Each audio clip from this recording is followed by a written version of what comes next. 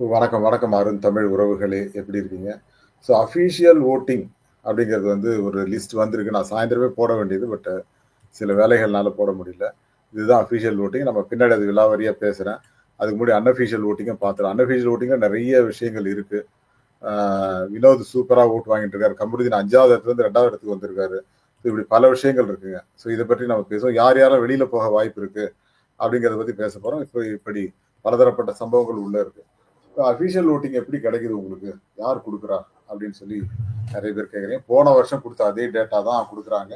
But அதுல ஒரு சிலருக்கு வந்து ஒரு முரண்பாடு இருக்கு அப்படின்னு. ஒருவேள அவங்களே மாத்தி குடுக்குறாங்களா அப்படிங்கிறது எனக்கு தெரியாது. ஏன்னா போன வாரம்லாம் கமருதீன் முதல் இடத்துல இருந்தாரு. ஆனா நீங்க 2வது இடம்னு சொன்னீங்க. அப்படின்னு நெறைய கம்ப்ளைண்ட் வந்ததுங்க. நான் இருக்கிற ஃபேக்ட்ட அப்படியே தான் குடுத்தேன்.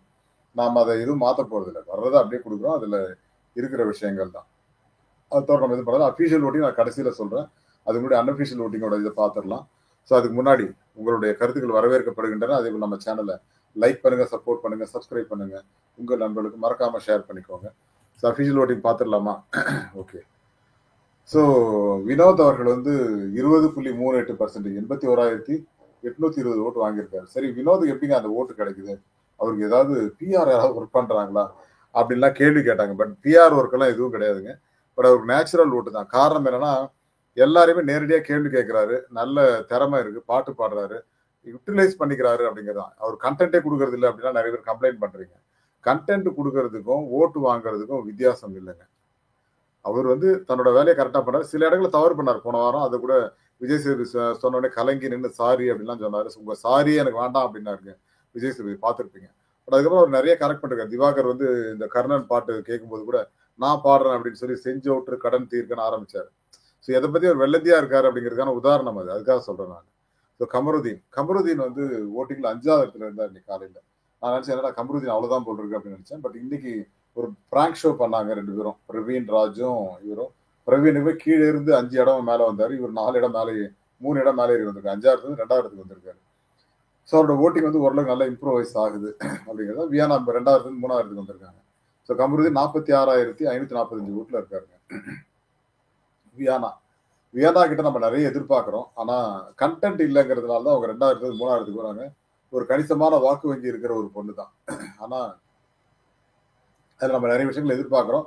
அத அவங்க பண்ணலங்கிறது தான் பெரிய ப்ராப்ளம். அதுக்கப்புறம் திவாகர். வாட்டர்மெலன் ஸ்டார் நடிப்பு அரக்கன் திவாகருக்கு ஏன் ஓட்டு விழல அப்டின்னா, பார்வதியோட கூட இருந்தாருன்னா கண்டிப்பா அவருக்கு ஓட்டு விழாது. பார்வதிக்கே ஓட்டு விழாது. அப்புறம் இவருக்கு எங்கங்க விழும்? அவர் நம்புவது பார்வதி. அந்த பார்வதிய நம்பி அவர் ஓட்டு வாங்குறோம் அப்படின்னு நெனைச்சாரு.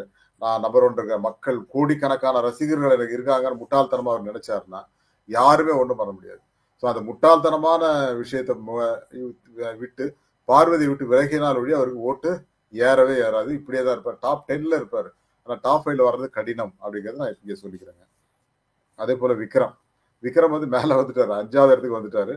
பட் அதுக்கு காரணம் வந்து அவருடைய கடினமான உழைப்பு தான். பட் என்னன்னா பெரிய இன்வால்வ்மென்ட் இல்லனாலும், அங்கங்க தன்னை பதிவு பண்ணிட்டே இருக்காரு அப்படிங்கிற வகையில அவருக்கு மக்கள் ஓட்டு போடுறாங்கன்னு நெனைக்கிறேன்.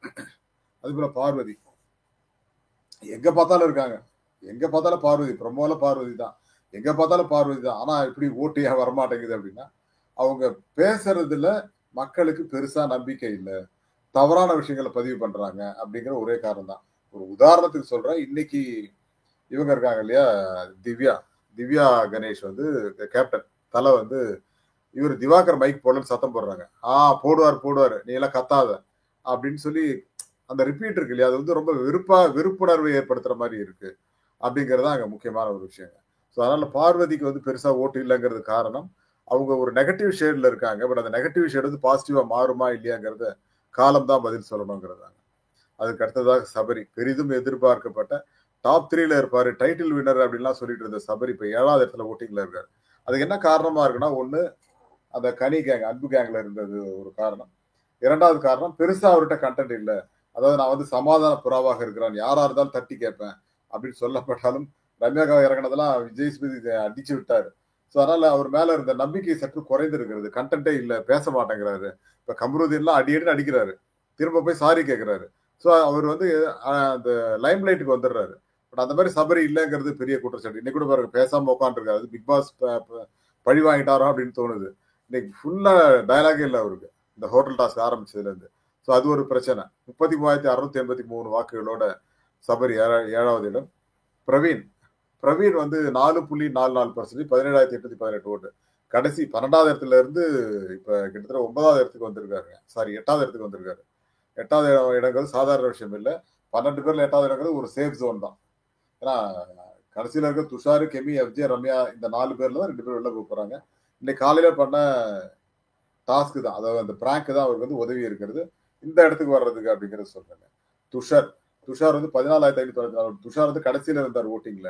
அவர் எப்படி 9வது இடத்துக்கு வந்தார் அப்படின்னா, அவருமே இன்னைக்கு ஒரு டான்ஸ் எல்லாம் பண்ணி காமிச்சார் பிரியங்கா கிட்டலாம். அதுல கொஞ்சம் ஸ்லைட்டா இன்க்ரீஸ் ஆயிருக்கும்னு நினைக்கிறேன்.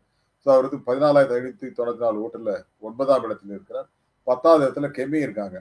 அவங்க 14,361 ஓட்டு. கெமி பெருசா ஒர்க் பண்றாங்க. பட் கண்டென்ட் வைஸ் அவங்கள்ட்ட ஒரு பெருசா இல்லையோ அப்படிங்கிற ஒரு சந்தேகம் எல்லாருக்குமே இருக்கு. அதே போல எஃப்ஜே வந்து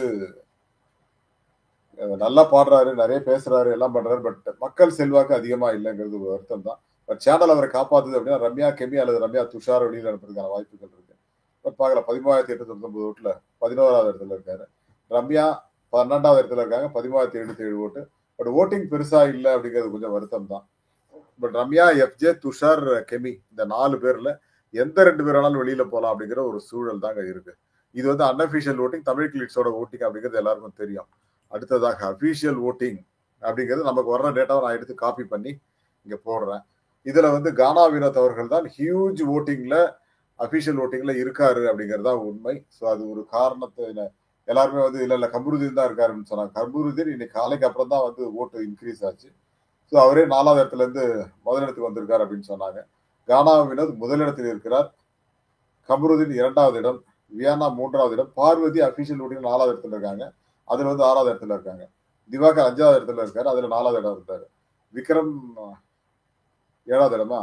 கானா வினோத் ஃபர்ஸ்ட், செகண்ட் கமருதீன், வியானா 3, பார்வதி 4, திவாகர் 5, விக்ரம் 6. சபரி 7வது இடத்துல இருக்காரு. பிரவீன் 8வது இடம், கெமி 9வது இடம், துஷார் 10வது இடம், 11வது இடம் அஜய், 12வது இடம் ரம்யா. இது கிட்டத்தட்ட கடைசி 4 இடம் கரெக்டா தான் இருக்கு. அது மாறி மாறி கூட வரலாம்.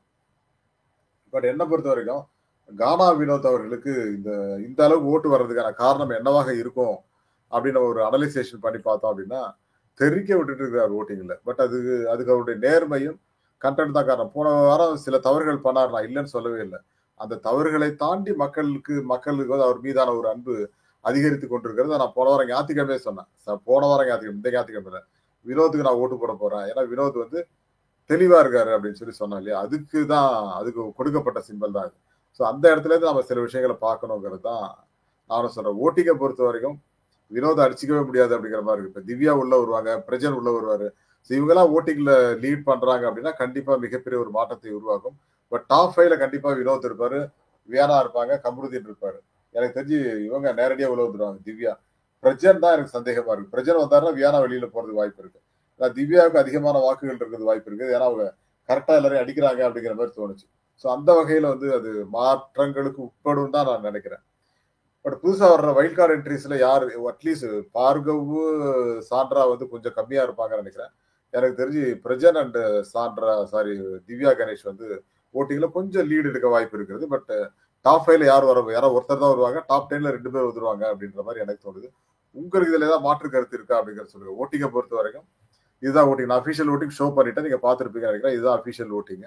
பட் நாளைக்கு 5 மணிக்கு மேலதான் அந்த ஓட்டிங் வரும். இன்னைக்கு 5 மணிக்கு வந்தாச்சு. பட் நான் தான் லேட்டா வீடியோ போடுறேன்.